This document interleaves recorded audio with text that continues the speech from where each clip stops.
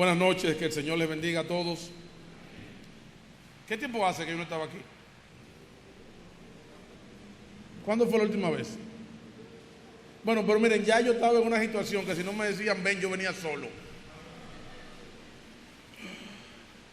Qué bueno estar aquí. Para nosotros siempre es un gozo estar con hermanos queridos. Y en esta tarde yo quiero tratar un tema muy poco predicado en las iglesias y que es una necesidad que nosotros necesitamos enfocar, y es el amor por nuestra nación. Ayer, ¿qué día se celebraba? Ayer se celebraba el Día de la Bandera. Y este es el mes de la patria. Y yo me pregunto, ¿hasta dónde los creyentes hemos asumido ese espíritu posmoderno de desencanto, de apatía, donde oye, ¿y cómo yo vuelvo ahora? No me hagas eso. ¿Cómo yo vuelvo a esa inspiración, hermano?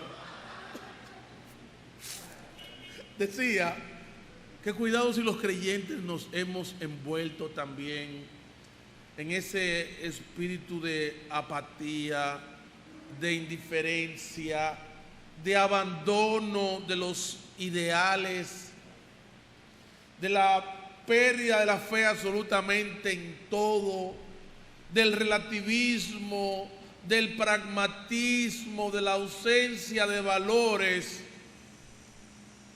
y esa disposición de ponerle un se vende a todo lo que nos vaya a dar problemas. De hecho, fíjate que ya los creyentes en alguna medida, cuando se van a casar, están un poco abiertos al plan B, por si acaso la cosa que no funciona, ¿qué? Suelta eso. Y esa misma apatía que el mundo tiene también ha permeado la iglesia. Prueba de ello es que hasta la ausencia de valores del mundo se ha enraizado y ha tomado su asiento y es miembro distinguido de nuestras iglesias. Y tú ves que las personas, las parejas, cuando se casan, si tienen hijos, tienen que uno, pero lucha, ideales, sueños, no, deja eso. Yo quiero en esta noche que nosotros veamos cómo esto puede estarnos afectando en nuestra relación con nuestra nación.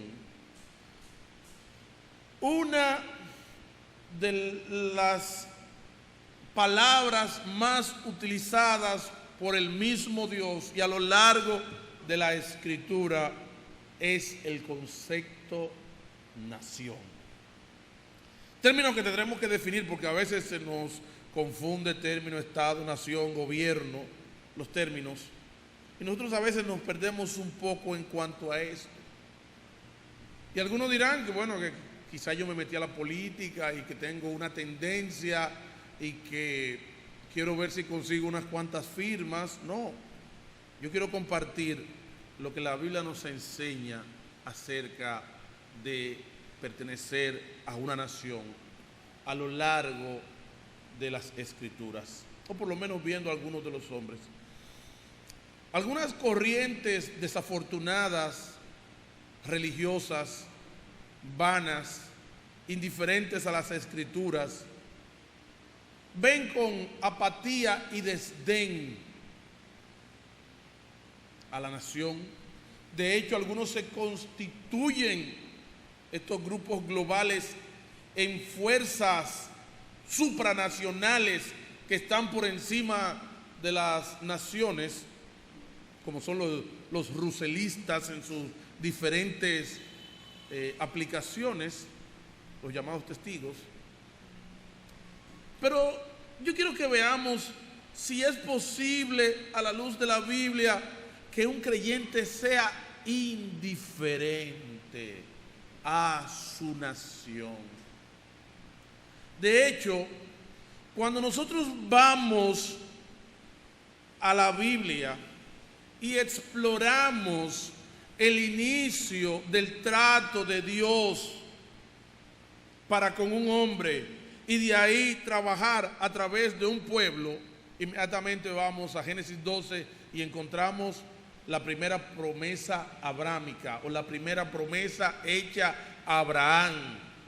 ¿Y cuál fue esa promesa? Haré de ti ¿qué? Una nación grande. O sea, el concepto nación para Dios vale. Porque la promesa que él hizo a Abraham, ¿cuál era? Yo haré de ti una nación grande. Vamos a orar. Señor, toca nuestros corazones, danos identidad y amor por nuestra gente. Ayúdanos a verlos desde la perspectiva de que tú nos has puesto en este lugar, en este tiempo, compartiendo estos valores, estas costumbres, este idioma. No solamente con el propósito de que atravesemos esta vida y que tratemos de ser tan felices como podamos, sino, Señor, que tú nos has puesto aquí como instrumentos de tu gracia para alcanzar a muchos de entre nosotros.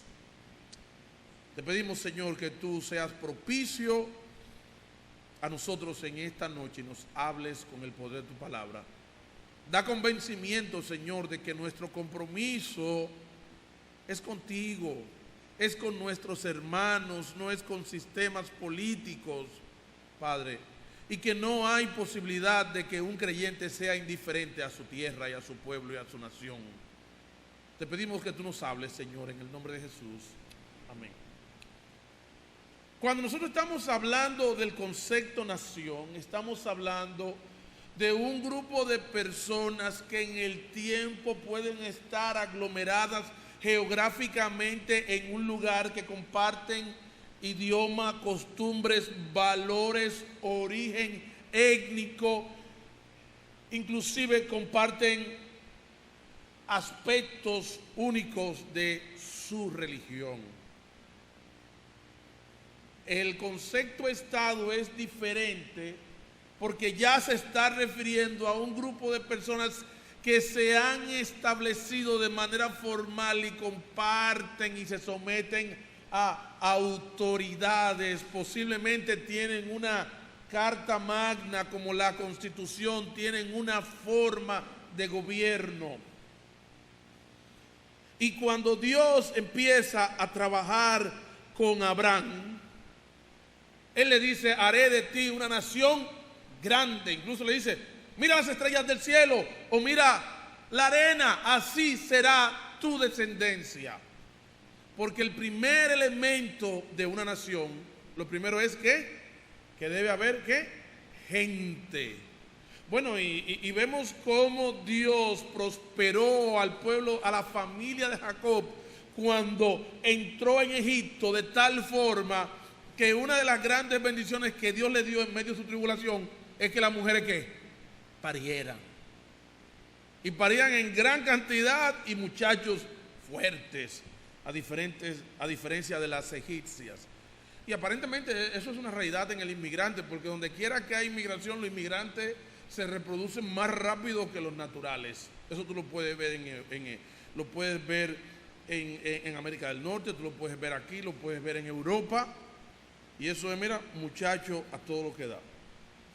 Efectivamente, Dios hace esta promesa a Abraham, y posiblemente unos 500 años después, esta promesa ya es una realidad, porque al momento de la salida de Egipto, que entraron unas 70 personas, y durante 430 años se radicaron en Egipto por una conveniencia aparentemente alimenticia de alimentos.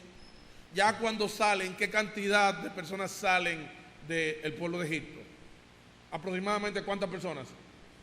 Entre 2 a 3 millones de personas, siendo quizás conservadores.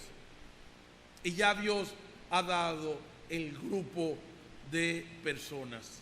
Personas que ya para este momento no eran solamente una familia, posiblemente habían ramificaciones de los diferentes hijos de Jacob, donde ya eran sumamente distantes a lo largo de 430 años, pero ellos mantenían esa cohesión de nación, aunque no tenían una tierra, aunque no tenían un gobierno, aunque no estaban organizados en un estado. Ellos eran una nación y Dios estaba trabajando en ello.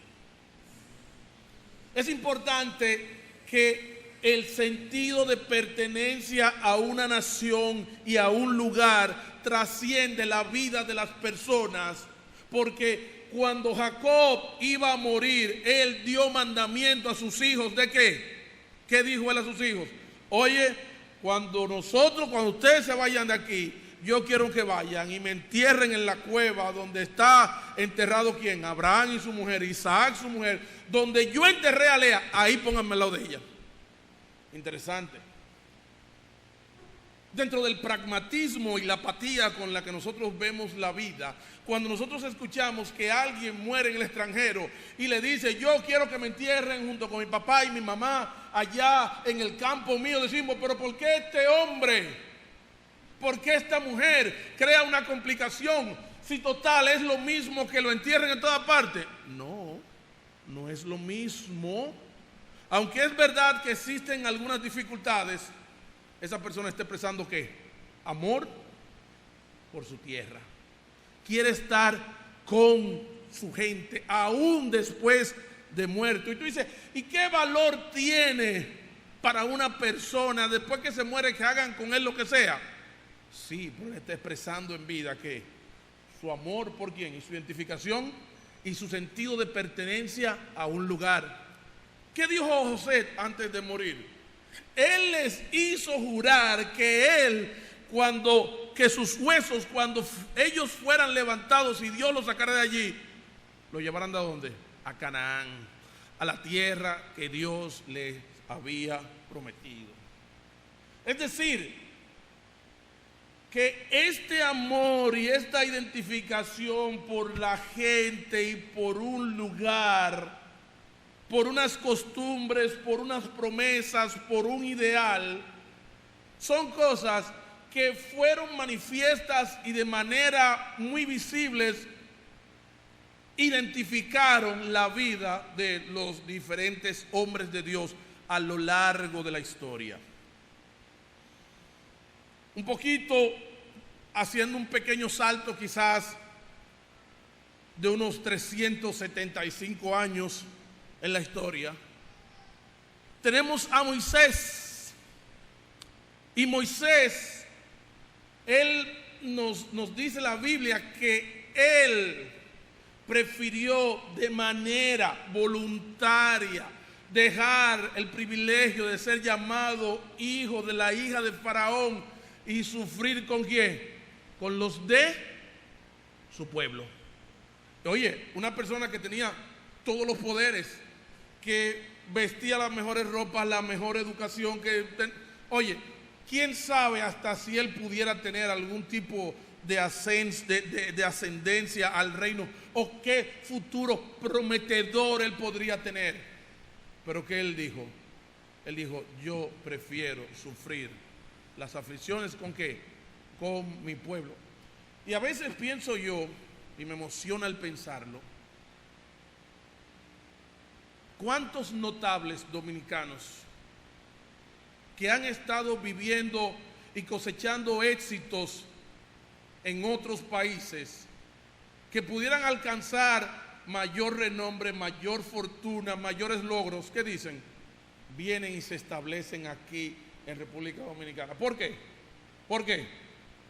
Porque aman nuestro país. Tenemos médicos muy reputados internacionalmente que por la misericordia de Dios, ellos amaron nuestro país y nuestra gente y han venido ¿a qué? A servir y ¿a qué? Y a salvar vidas. Entonces, el amor por el pueblo pues, es muy trascendente, y si esto lo hacen las personas con un espíritu altruista, cuanto más nosotros que somos creyentes. Si Dios nos ha puesto a compartir este tiempo y este lugar con este grupo de personas, es para que nosotros nos identifiquemos con ellos, con sus necesidades, con sus realidades, y no nos veamos como entes aparte. Inclusive, alguna condición de conveniencia espiritual o posicionamiento espiritual no nos es excusa para nosotros desligarnos de nuestros hermanos. Los que comparten este tiempo, los que comparten este lugar, inclusive las generaciones futuras que van a salir de entre nosotros, de nuestros hijos, son que nuestros hermanos, y nosotros le debemos identificación a ellos como consecuencia no solamente de un sentido nacionalista, sino de lo que valoramos que Dios nos haya puesto en este lugar, en este tiempo, con este grupo de personas. Éxodo capítulo 2, versículo 11. Veamos el ejemplo de Moisés.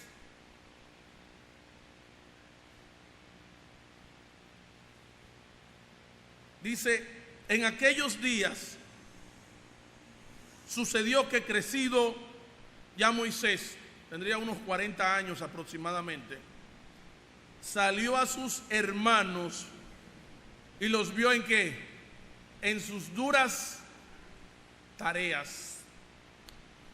¿Hasta qué punto él tenía una vinculación, o ellos tenían una vinculación espiritual con el Dios de Moisés? Hay mucha tela por donde cortar. Ellos tenían un conocimiento acabado, eran fieles, todavía no había escritura, un tanto de tradición, un tanto de transmisión oral. Pero ¿qué dijo él? A mí no me importa si ellos son hijos de la hija, del hijo, de la hija, de la hija, de la hija, de la hija, de un hijo de Jacob. Yo lo estoy viendo a ellos como que, como mis hermanos. ¿Tú quieres que te diga algo? Cada vez que tú salgas a la calle y tú veas uno de nuestros ciudadanos, ¿tú sabes quién tú tienes que ver? A tus hermanos en sus duras tareas. Yo pienso que nosotros hemos sucumbido al egoísmo, al hedonismo, a la indiferencia. Y cuando vemos personas que están en sus duras tareas, cuando nosotros vemos enajenados mentales, por cierto, en el camino acá, parece que el Señor quiso mostrarme todos los locos de la capital. Y encontré una en el puente, y vi otra por aquí, y vi uno tirado allí. ¿Y sabes qué? Mi corazón se conmovió. ¿Por qué? Porque esos que están ahí, ¿qué son? ¿Qué son? Son mis hermanos.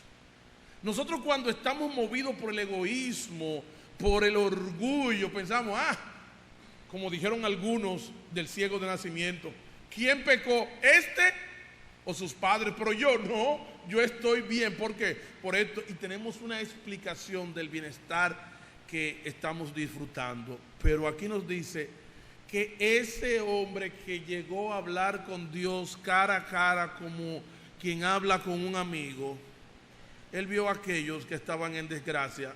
¿Y cómo le llamaba él? Sus hermanos.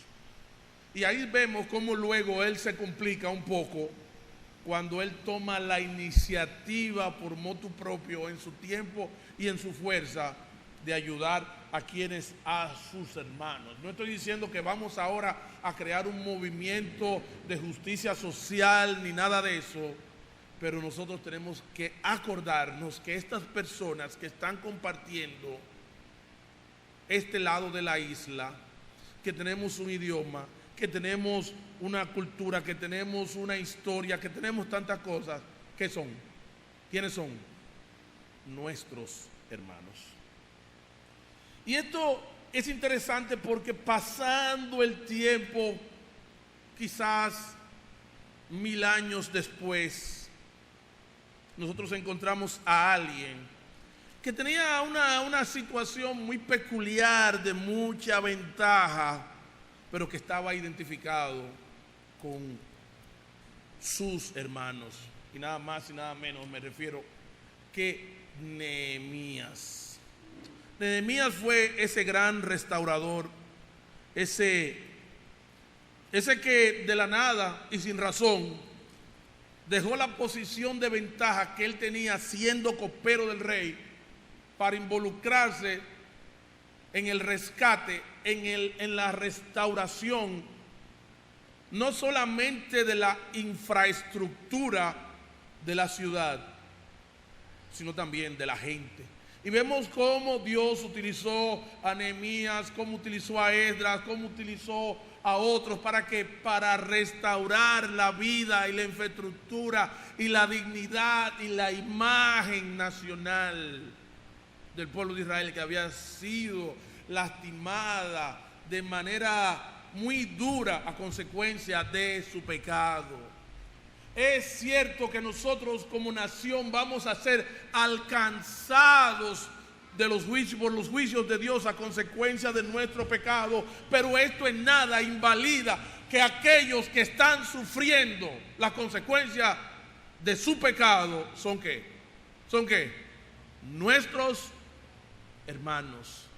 Que Dios nos libre de un espíritu de juicio, de superioridad o de indiferencia para aquellos que están pasando grandes dificultades. Capítulo 1, versículo 1. Palabras de Nehemías, hijo de Acalías. Aconteció en el mes de Quisleu, en el año 20, estando yo en Susa. ¿Dónde estaba él? ¿Dónde? Susa, que era ¿qué? Capital del reino. Oye, no era que él estaba en un campo del reino. ¿Estaba dónde? En la capital del reino. Pero fíjense algo, él no solamente estaba en la capital del reino. No tenemos inmediatamente en el relato un detalle de cuál era la edad de Nehemías, pero muy posiblemente esto está ubicado ya en los momentos del retorno, posiblemente 70 años después de que el pueblo fuera llevado en cautiverio. Posiblemente Nehemías ni había nacido, pudiera ser. Estoy simplemente haciendo conjeturas en este momento. De manera que lo que estuvieran pasando allá en la provincia no era su problema. Además, él estaba disfrutando del beneficio de ser copero del emperador. Era una persona que estaba, sin problemas, que estaba frío por todas partes, una persona con un gran bienestar y una gran posición. Pero ¿saben qué? Él mantuvo la identidad por sus hermanos. Sucedió que vino Hanani, uno de mis hermanos, ¿cómo le llama? Hermanos, con algunos varones de Judá. ¿Y saben qué? Y les pregunté por los judíos que habían escapado. Que habían quedado de la cautividad. ¿Y qué? ¿Y por qué más le preguntó? No solamente por la gente, sino también por quién. Por la ciudad, por su tierra.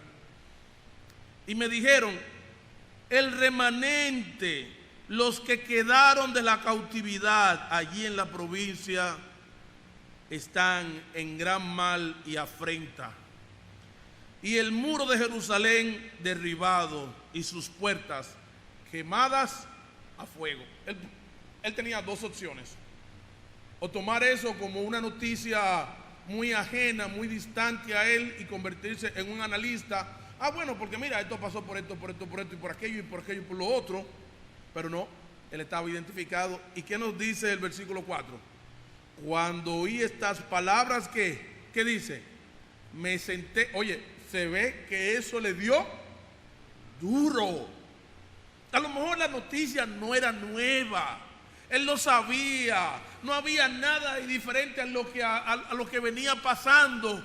Pero él recibir esa noticia en ese momento, mira, le llegó a tal grado que, ¿qué dice? Se sentó y lloré e hice duelo. ¿Cómo? Por un momentito. Y después dijo, bueno, esas son cosas que pasan, cada quien que se ayude. Bueno, ya tú sabes, ellos están para allá, nosotros para acá, y olvida eso. ¿Qué dice ahí? No. E hice duelo por algunos días y ayuné y oré delante del Dios de los cielos. Yo quiero remeter ahora con una actitud que existe entre aquellos que han emigrado de República Dominicana. Cierta colonia, no la de Nueva York, porque tú vas a Nueva York y los dominicanos que están en Nueva York, oye, ellos están aquí, ahora mismo ellos están aquí. Son los que compran casas, son los que quieren vivir, son los que saben en qué están las noticias, opinan en el gobierno de la mañana y todo ese tipo de cosas.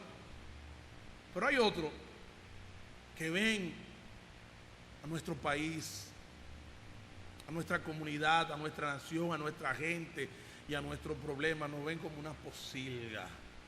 Se han olvidado de la tierra que los vio nacer y donde están todavía, ¿quiénes? ¿Están quiénes? Sus hermanos. Y decía esta mañana, y no me pude contener cuando predicaba este tema,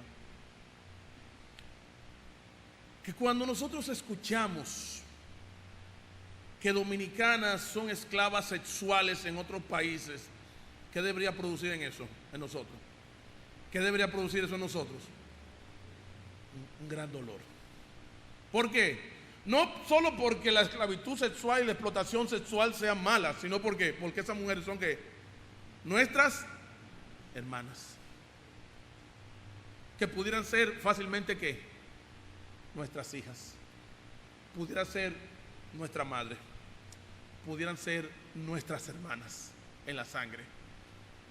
Cuando nosotros escuchamos de la calamidad que azota algunas regiones de nuestro país a consecuencia de alguna desgracia que el Señor ha permitido u ordenado, como el caso de Jimaní, eso en nuestro momento debió producir un duelo nacional e internacional, y donde quiera que hubiera un dominicano debió sentirse afectado. ¿Por qué?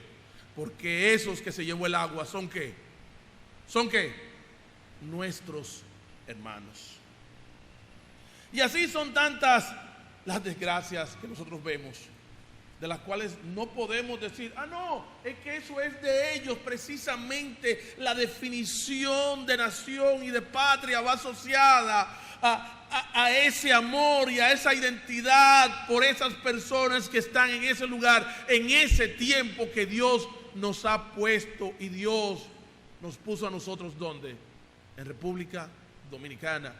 Este tema es práctico y pertinente para todas las personas en todo lugar, porque aún así las personas no dispongan, no disfruten de un estado o estén subyugados o en cualquier situación, ese conglomerado de personas que comparten intereses, amor, origen, lengua, religión, con o sin tierra,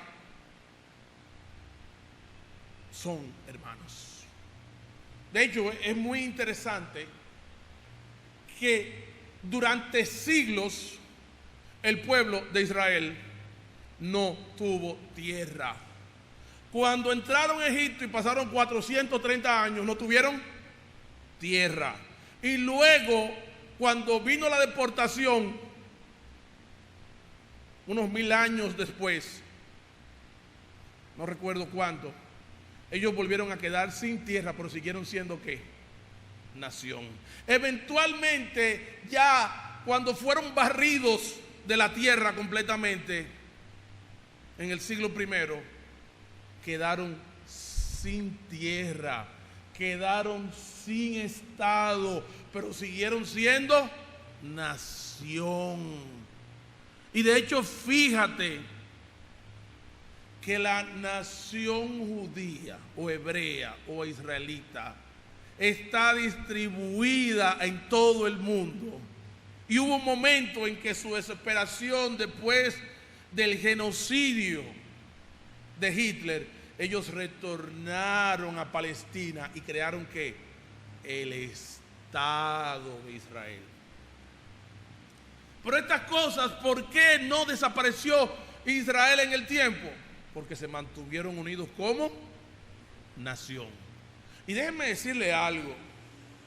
Si realmente hay una nación que debería vivir avergonzada, es la nación israelita, por este detalle. ¿A quiénes le fueron dadas las promesas? A los israelitas. ¿Quién dice Dios que sería su pueblo escogido? Israel. ¿Quién fue desechado por Dios y así como Dios dijo que se gozaría en hacerle bien, llevaron a Dios al punto en que se gozara en hacerle mal? Deuteronomio 28. ¿Quiénes? Los israelitas. Y esto nos debe mover a considerar lo siguiente. La identidad y pertenencia a una nación no depende de la brillantez, buen desempeño, honestidad de sus líderes, porque los líderes de Israel, según dice Daniel, llevaron al pueblo a la condición de juicio que eventualmente estuvieron viviendo, a tal grado que él dice que nosotros, toda la casa de Israel, hemos pecado contra ti. Y esto nos da un detalle muy interesante para nuestra vida. ¿Qué edad tenía Daniel en este momento? Miren, yo no sé. Daniel luce ser que era un joven al momento de la deportación. Y posiblemente él podría decir, mira, yo con eso no tengo nada que ver. O como decía el eslogan, yo no tengo la culpa de esta situación porque yo tal cosa. Pero es interesante cómo, y les animo a que lean el capítulo 9 del libro de Daniel, donde él dice, y vamos a leerlo, vayamos al capítulo 9 de Daniel, para que nosotros entendamos cómo piensa un hombre piadoso de la situación de su pueblo. Nosotros no debemos ceder a las voces agoreras que constantemente nos están diciendo que esto es un fracaso del país, que esto es un desastre y que esto es todo lo que ustedes quieran escuchar. ¿Saben por qué? Porque nuestra situación nunca va a ser semejante a la que vivió Israel. Nunca va a ser semejante. Porque nosotros no tuvimos los patriarcas, a nosotros no nos fue dada la ley, nosotros no tuvimos la promesa, a través de nosotros no vino Jesucristo, ellos sí lo tuvieron, su fracaso es 1000 veces mayor que el nuestro, pero ellos siguieron manteniéndose como nación. De igual manera, ninguno de nosotros, de los que está aquí, puede jamás compararse con los santos hombres de Dios que Él levantó para reclamarle al pueblo, para predicarle al pueblo, para ser voceros de Dios, para comunicar los juicios, para interceder por su pueblo. Pero ¿saben qué? Daniel no se quedó fuera. Señor, ¿tú sabes lo que hizo esa gente? No. Capítulo 9, versículo 4. Y oré a Jehová mi Dios e hice confesión diciendo, Ahora, Señor, Dios grande, digno de ser temido, que guardas el pacto y la misericordia con los que te aman y guardan tus mandamientos, hemos pecado, hemos cometido iniquidad, hemos hecho impíamente. Oye, alguno pudiera decir, esto lo está diciendo él por cortesía. No, pero él se ha metido en la realidad que está viviendo el pueblo. Él no es un analista, él no es un comentarista, es alguien que está sufriendo por su pueblo. Hemos pecado, hemos cometido iniquidad, hemos hecho impíamente y hemos sido rebeldes y nos hemos apartado de tus mandamientos y de tus ordenanzas. No hemos obedecido a tus siervos los profetas, que en tu nombre hablaron a nuestros reyes, a nuestros príncipes, a nuestros padres y a todo el pueblo de la tierra. Tuya es, Señor, la justicia y nuestra la confusión de rostro. Óyete, si República Dominicana está viviendo un momento de dificultad, ¿esa consecuencia de qué? De nuestro, no del pecado de República Dominicana. ¿Es consecuencia de qué? De nuestro pecado. No hemos obedecido a tus siervos los profetas, que en tu nombre hablaron. ¿A quiénes? ¿A quiénes? A nuestros reyes. Ellos pudieran decir, bueno, pero el rey era fulano, el rey era Joaquín, el rey era quien fuera en ese tiempo. No, él acepta todas las consecuencias. A nuestros reyes, a nuestros príncipes, a nuestros padres y a todo el pueblo de la tierra. Tuya es, Señor, la justicia y nuestra la confusión de rostro, como en el día de hoy lleva todo hombre de Judá, los moradores de Jerusalén y todo Israel, los de cerca y los de lejos, en todas sus tierras donde lo has echado. Ellos seguían siendo Israel, aún donde, en la deportación, a causa de su rebelión con que se rebelaron contra ti. Oh Jehová, nuestra es la confusión de rostro, de nuestros reyes, de nuestros príncipes y de nuestros padres, porque contra ti pecaron ellos. ¿Pecaron ellos? No, pecamos nosotros. De Jehová nuestro Dios es el tener misericordia y el perdonar, aunque contra él nos hemos rebelado y no obedecimos la voz de Jehová nuestro Dios para andar en sus leyes que él puso delante de nosotros por medio de sus siervos los profetas. Todo Israel traspasó tu ley, apartándose para no obedecer tu voz, por lo cual ha caído ¿sobre quiénes? Nosotros. ¿Tú quieres que te diga algo? ¿Dónde estaba Daniel en este momento? Daniel era un consejero. Daniel llegó a ser el segundo del imperio. Daniel estaba por encima de todos los gobernadores.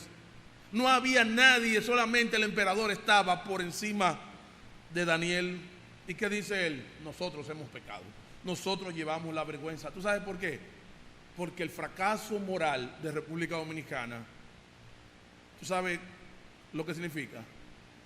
Es mi fracaso.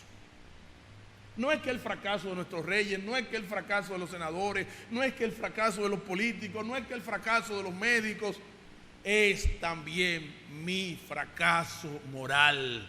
Si Dios nos ha puesto aquí es para que nosotros suframos, para que nosotros nos identifiquemos, para que hagamos de este pueblo nuestro pueblo y lloremos y oremos e intercedamos por él.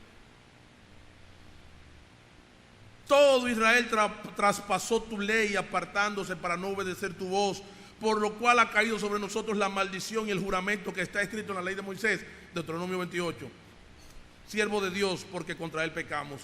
Y él ha cumplido la palabra que habló contra nosotros y contra nuestros jefes que nos gobernaron, trayendo sobre nosotros tan grande mal, pues nunca fue hecho debajo del cielo nada semejante a lo que se ha hecho contra Jerusalén. Una vez ha pasado esto contra Jerusalén. No, posiblemente la ciudad más saqueada del mundo, más sitiada y que más han destruido. ¿Cuál es? Jerusalén. Y nosotros no estamos ni cerca de las cosas que vivieron los judíos. Y mucho menos estamos ni cerca de la piedad, de la santidad, de la obediencia a Dios. y del testimonio de Daniel. Entonces, ¿cómo es eso que nosotros decimos? No. Oye, nosotros estamos en un nivel de locura tan grande que vemos los destinos de nuestro país como que es cosa de ellos y nosotros nos mantenemos al margen. No, aquí tenemos un hombre piadoso, como pocos en la Biblia, identificado y sufriendo los fracasos de su pueblo. Y así nosotros vemos cómo esto es recurrente en las Escrituras. Fíjense, hay un detalle que es interesantísimo que nosotros veamos. Y está en el libro de Números. En el libro de Números. En el libro de Números, capítulo 14. Es interesante porque le quiero repetir una y todas las veces que pueda que nosotros como nación creo que nunca llegaremos a la condición de fracaso y debacle del pueblo de Israel, por un sinnúmero de razones que fueron únicas o que son únicas a ellos. El asunto es que el pueblo de Israel, con su rebeldía, llevó a Dios al punto de no retorno, donde él dijo: ya, estoy ¿qué? ¿Cómo dijo él? Estoy harto. Ya dijo Dios que no aguanto más, voy a salir de toda esta gente. Capítulo 14, versículo 11. Pero vamos a ver cómo actúa un hombre piadoso frente a la calamidad inminente de su pueblo a consecuencia de su pecado. Nosotros somos tan indolentes, que a veces yo me pregunto si verdaderamente hemos conocido al Señor. Porque cuando vemos que vienen los juicios sobre nuestro pueblo, nosotros decimos: eso le pasó a ellos por esto. Es que este es un pueblo muy idólatra.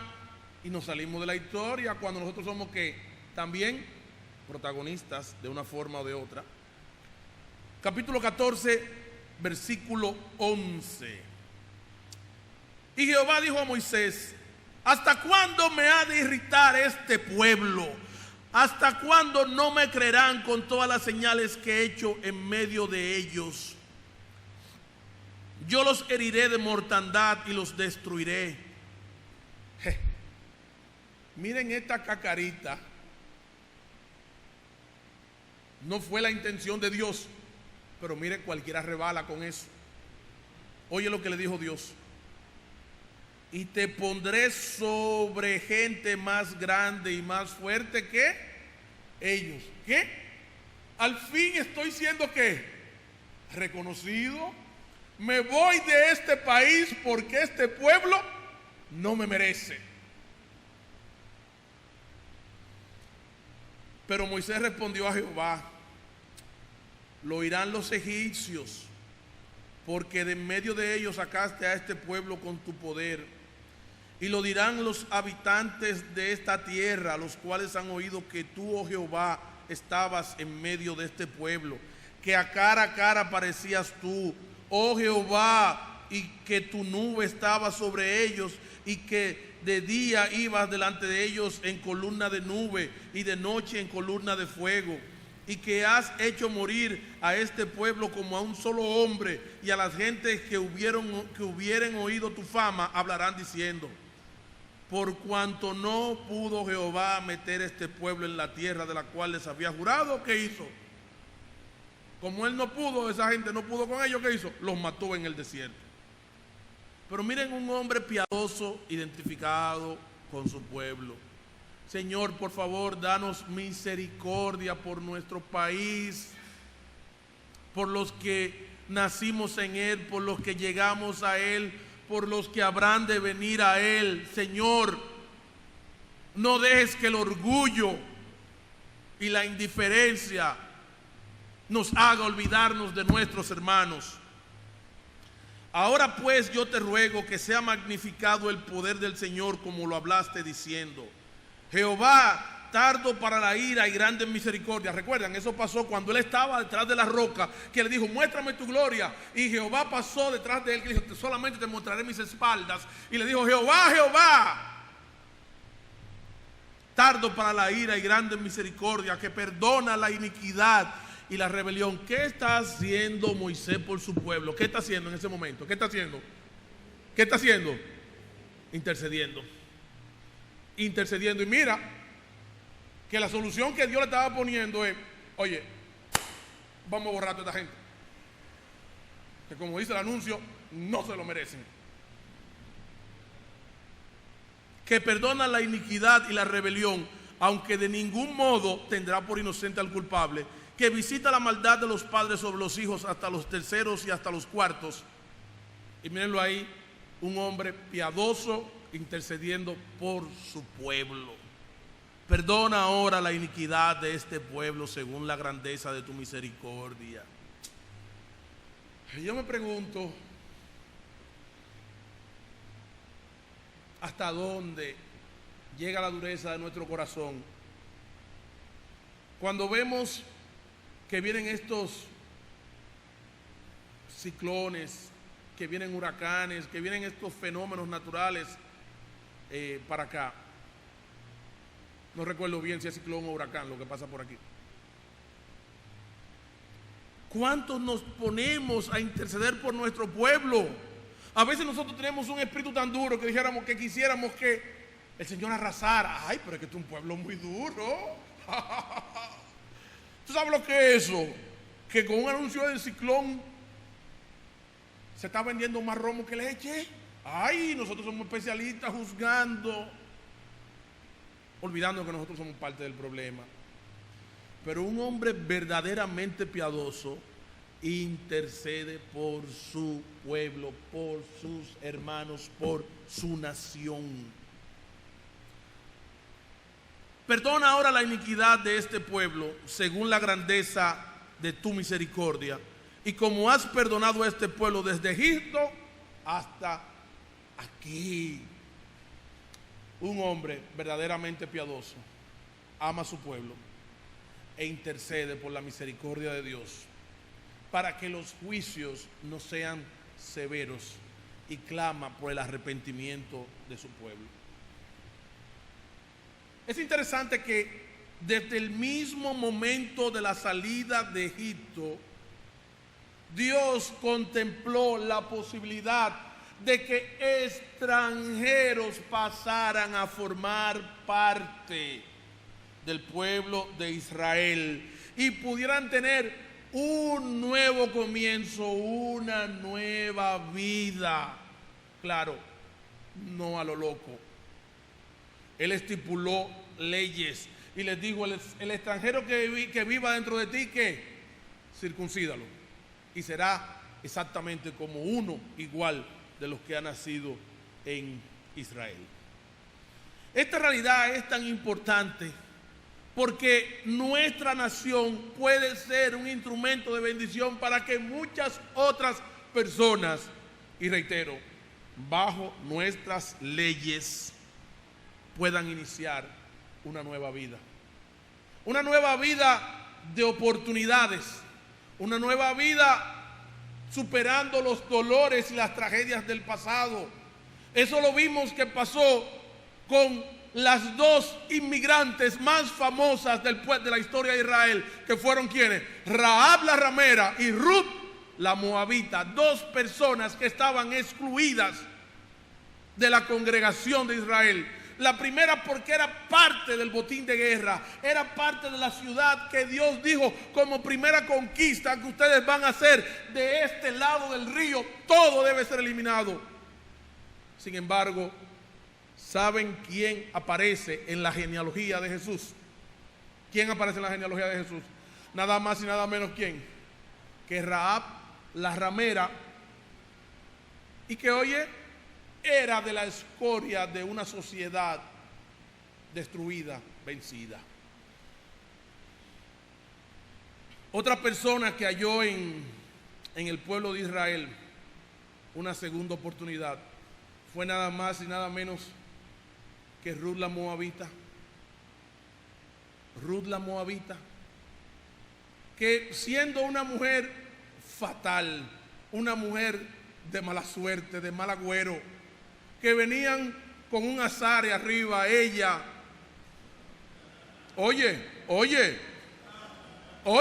ella y Noemí venían de una situación difícil. Tanto es así que Noemí cambió su nombre y dijo: díganme Mara. ¿Por qué? Porque en amargura he estado viviendo. Se murió el marido, se murieron los hijos.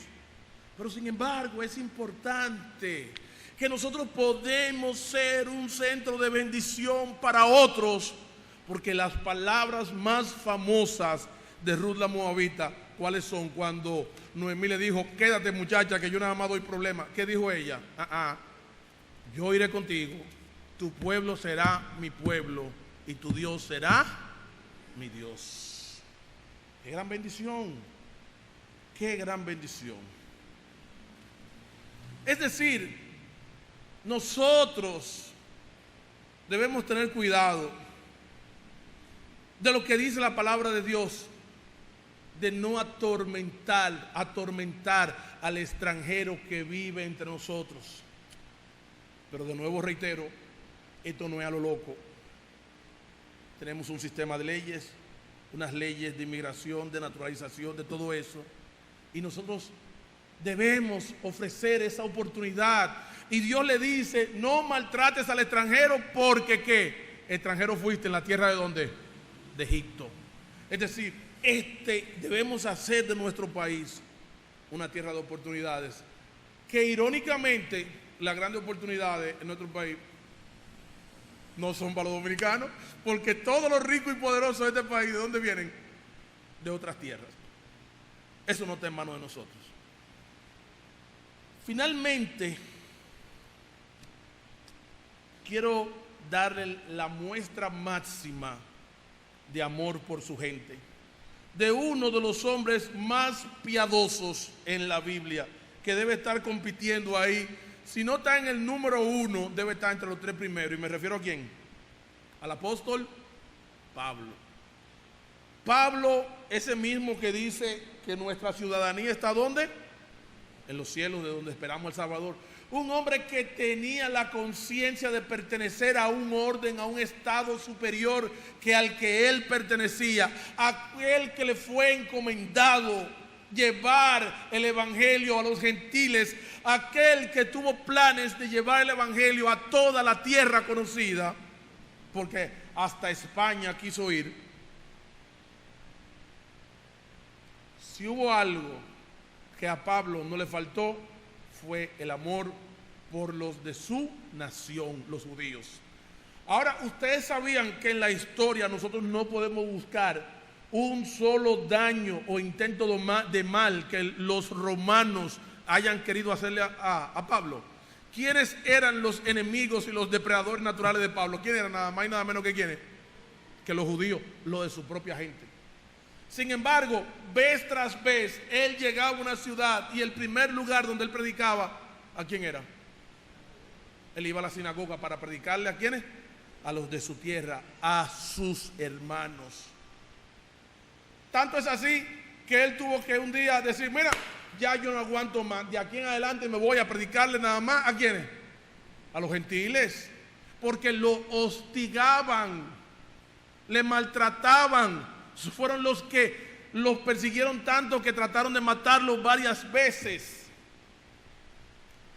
Pero yo quiero terminar con ustedes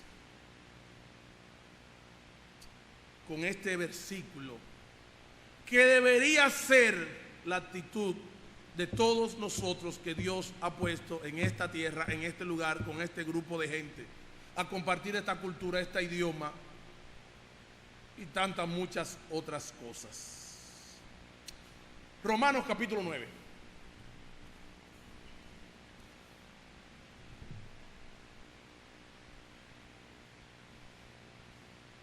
Versículo 1 al 4.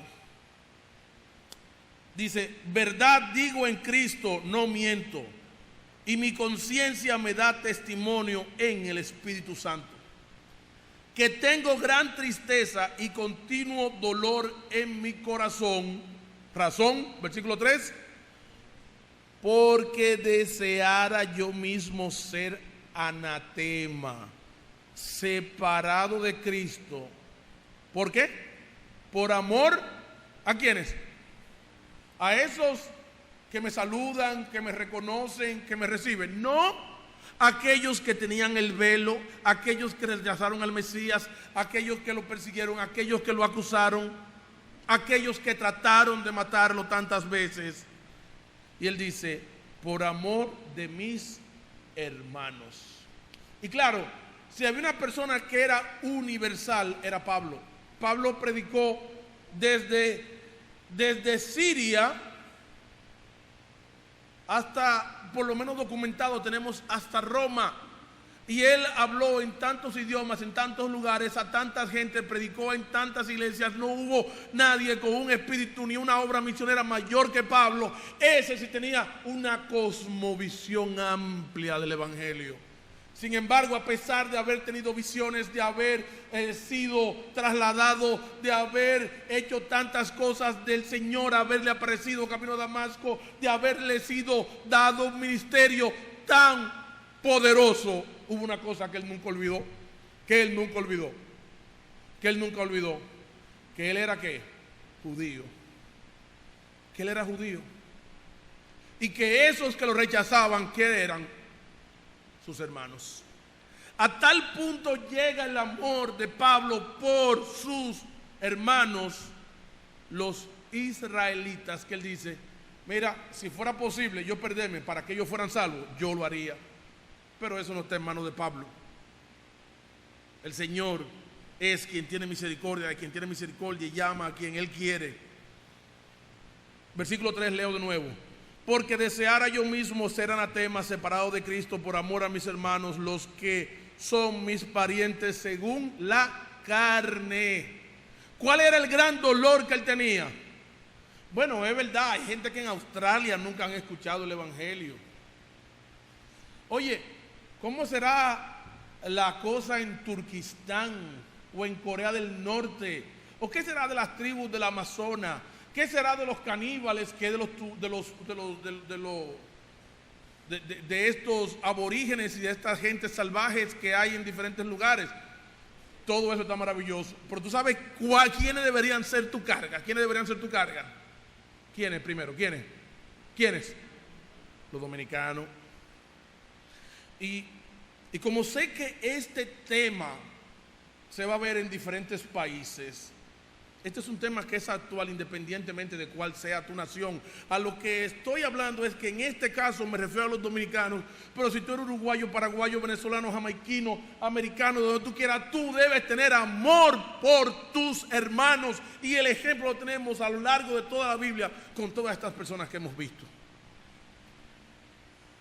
Y a veces lo vemos tan bonito. Ay, que Elías quiere ser misionero para los esquimales, y que él quiere irse al Polo Sur, y que él quiere irse a la tierra de los canguros, y que él quiere irse a los Pieles Rojas, y que él quiere ir a Irak, y que él quiere ir a Siria. Oye, todo eso está muy bonito, pero la carga grande que tú deberías tener, ¿tú sabes por quién es?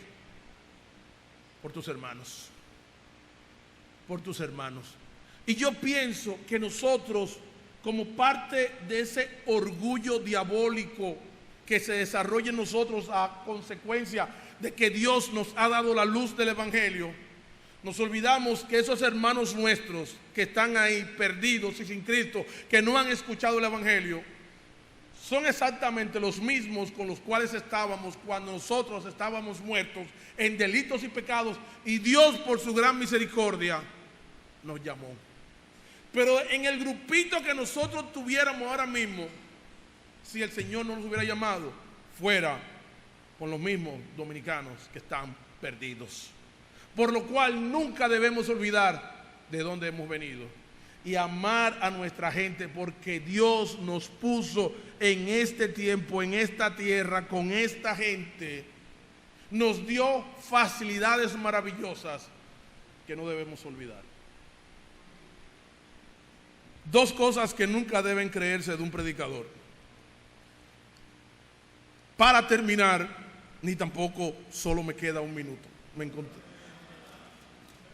Me acabo de acordar que me falta un versículo.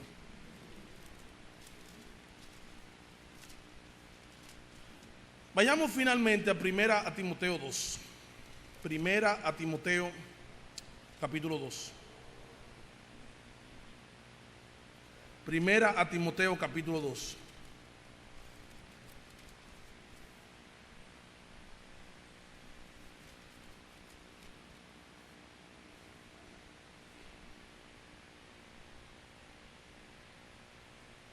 Oigan lo que dice la palabra de Dios por boca del apóstol Pablo.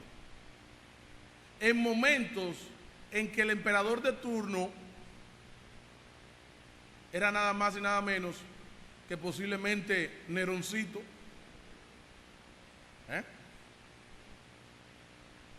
Oigan lo que dice aquí. Versículo 8. Quiero pues que los hombres oren en todo lugar. Capítulo 2, versículo 1. Exhorto ante todo a que se hagan rogativas, oraciones, peticiones y acciones de gracia. ¿Por quiénes? Por todos los hombres, pero de manera particular, ¿por quiénes?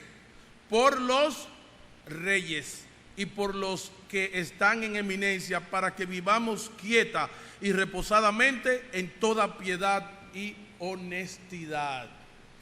Una de las cosas que nosotros con las cuales pecamos es la siguiente: yo no me meto con esta gente, yo suelto este gobierno, esta gente para mí no existe. Cuando la actitud del creyente debe ser estar orando por quiénes, por cualquiera que esté en autoridad, no importa la calidad moral de este. ¿Saben por qué? Porque a estos es que Dios va a utilizar. ¿Saben para qué? Para que nosotros tengamos libertad religiosa, para que cuando vienen iniciativas de ultramar, de proponer agendas de género para corromper a nuestros hijos, cuando vienen asuntos de promover e industrializar el aborto, para que cuando viene el matrimonio homosexual, ¿quiénes son que han frenado eso? ¿Quiénes son que han frenado eso? No es el hermanito de a pie, no es el pastor, son aquellos que están puestos por Dios para regir los destinos de nuestro país. Y tú quieres que te diga algo, aunque nosotros definitivamente en algunas áreas vivimos situaciones de mucha vergüenza, Dios nos ha dado el privilegio de ser de los países que no se han abierto al matrimonio homosexual. Han hecho de todo por imponernos, pero ¿sabe qué? Dios ha utilizado nuestros líderes. ¿Para qué? Para frenar eso. Dios ha utilizado nuestros líderes. ¿Para qué? Para que no se implante e industrialice el aborto.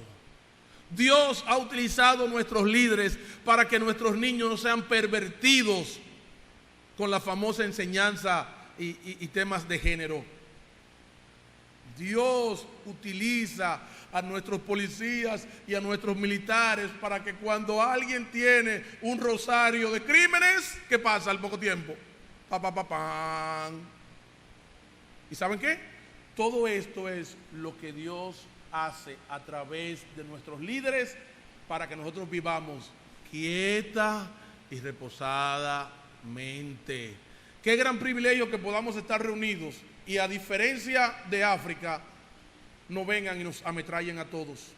Que nuestras niñas no sean circuncidadas y les sean mutilados sus genitales por terroristas. Que nuestras hijas no sean secuestradas ni les disparen por ir a la escuela.